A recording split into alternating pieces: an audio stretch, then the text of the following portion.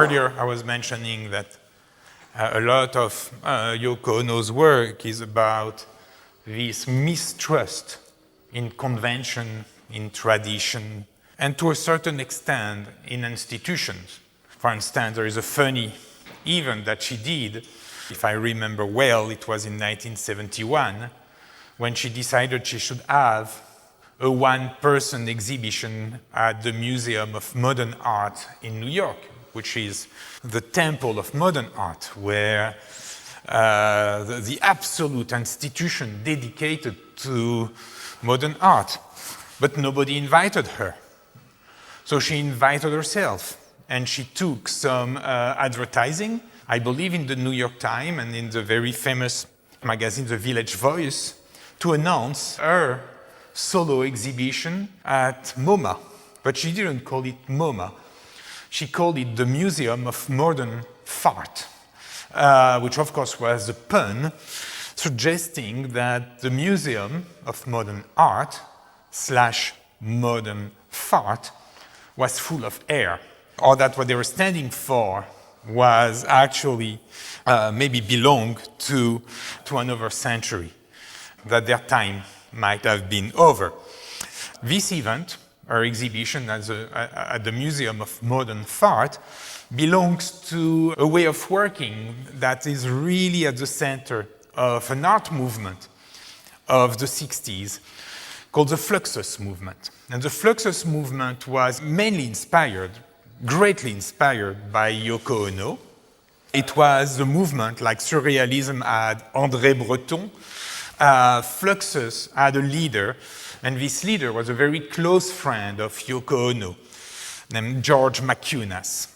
He was kind of the impresario of Fluxus. And Fluxus was basically anarchy in the art, anarchy in the world of aesthetic. And they were challenging everything through, we'll see, performance, actions, disruption, touching on everything. Music, they were very close to the American composer, musician, John Cage, who for them, and there are a few pieces in the exhibition about him, because his initials were JC, became Jesus Christ, John Cage, Jesus Christ. All their action, their work, were to go against the convention and the institution. And of course, one of the biggest convention and institution in art at the time, and still now, is painting. For many people, art is synonymous with painting, which is an object, flat, on a wall, with or without an image. So in order to go against it, she created her own paintings. So here, for instance, you have one of the most iconic image of Yoko Ono, or object of Yoko Ono, which is an action, a gesture, that she invites the audience to do, to complete a painting, but at the same time, to desecrate a painting. What the audience is invited to do here is actually quite simple, and I will do it in front of you. I will do it COVID style in front of you, because as the exhibition requires audience to participate, we need to actually take the appropriate measure so people are not exposed, which is actually, for me, important. I was talking about the Fluxus movement, and one idea behind Fluxus was a simple idea that art and life should come together. Life today, in June 2020, is marked, affected, impacted by something invisible, which is the coronavirus. So we cannot deny that in the show. If we want the show to be true, and the art to be true to its mission, we need to integrate that in the show. Thus, I'm wearing a glove, so that I'm not exposed and the audience is not exposed. So what we're invited to do here is actually to go in the bucket, take a nail, take the hammer, and finish the painting. The painting is called Painting to Hammer a Nail.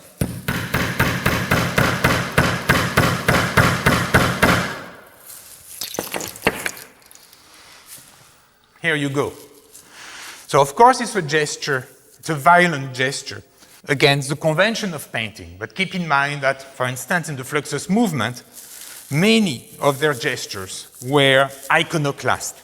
So what I just did is an iconoclastic gesture. I put a nail in a painting.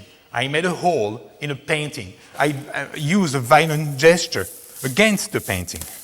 But when you think about it, for a painting to be a painting, I wouldn't say the first gesture, but the second gesture. If a painting is an object hanging on the wall, there is something you cannot go without. It's actually to put a nail on a wall so that you can hang the painting. And what she's doing here, she's actually reversing the system because you have to put the nail in the painting for the painting to be a painting. The other part here is that we can consider this as iconoclastic gesture, but it might be a gesture of faith. Think about the nail fetish coming from Africa, where they are covered with nails. And they cover with nails. Why? Because every nail in these fetishes are a wish, are a sign of faith in what the fetish stands for. Another part of a playful way to address painting is the painting that I have here, or the painting that I have here on the chair. Here you have an unconventional painting. You have a painting which is a monochromatic painting. It's a white painting, so could be the wall behind it.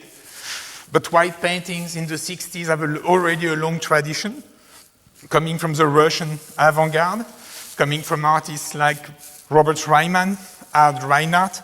So it's already a tradition that is actually very well represented at the Museum of Modern Art that she called the Museum of Modern Art.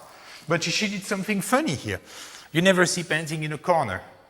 So this painting, which belonged to a group of work called position painting, is a painting repositioned. Repositioned physically, but also repositioned in terms of the status. And because she has a sense of humor, like a real painting has a golden frame. If you don't put a golden frame on a painting, this is not a serious painting.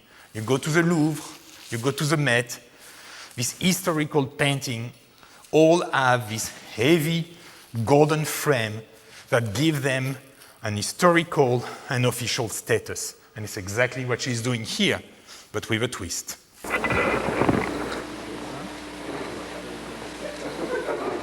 So here we're staying, of course, with Yoko Ono, but here we are on this video documentation, video work, at Carnegie Hall in New York.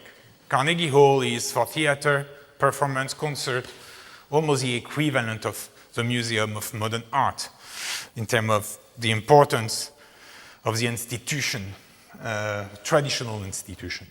It's called Cut Piece. And here what Yoko Ono has done is actually to bring together so many aspects of her own work. We understand through Grapefruit that she is rethinking what event, what performance, what the stage is. And here she's sitting alone on the stage. We saw early on that she's very interested in the notion of women's rights. We will see when I explain it that at the center of this action, she questioned the way women have been treated, perceived, represented throughout history. And I also mentioned earlier that she's very keen. It's a very important part of her work. The audience contributes. And through their contribution, they take responsibility. So this piece gathers all of that. And I also mentioned the maybe Zen Buddhist tradition. And one part of the Zen Buddhist tradition is this idea of non-intervention. And we will see that it's also part of it. So what happens here? She's at Carnegie Hall in New York. She's sitting on the stage, dressed. In front of her, there is a pair of scissors, sharp scissors. And what she's doing that she's inviting the audience to come on stage, reversing, again, what's happening, like painting to hammer a nail. The audience is not passive looking at the stage. The audience, if the audience elects to do that, come on the stage and is invited to cut her clothes. And during the process, Yoko Ono does not move, does not react. And we'll see that some audience members come and are actually quite respectful. They come and they cut a little piece of cloth. When she talks about the piece, she remembers that one person came and threatened her with the scissors, and she didn't move. There is a moment in the video that we just saw where a young man comes and is actually extremely rude in his gesture, pushing her tolerance almost to the limit, and you see on her face that she's almost on the edges of tears. In this work, when I say she invites the audience to come and participate and take responsibility, few things happen. First, she trusts the audience. She trusts that she will be safe. And again, this notion of trust is important. She challenged the way women have been the object of desire, sexual desire, attraction, object of representation, the history of painting. If you enter the Louvre or the Met again, you have thousands and thousands and thousands of paintings with naked women. That might be a way to criticize that. And she doesn't react. She let it happen. But she also let the audience make the decision of how they are going to behave, how they are going to behave themselves. And by the way they do it, by the way they're going to come on stage, they're going to expose themselves and show the world, show the theater of the world, who they are.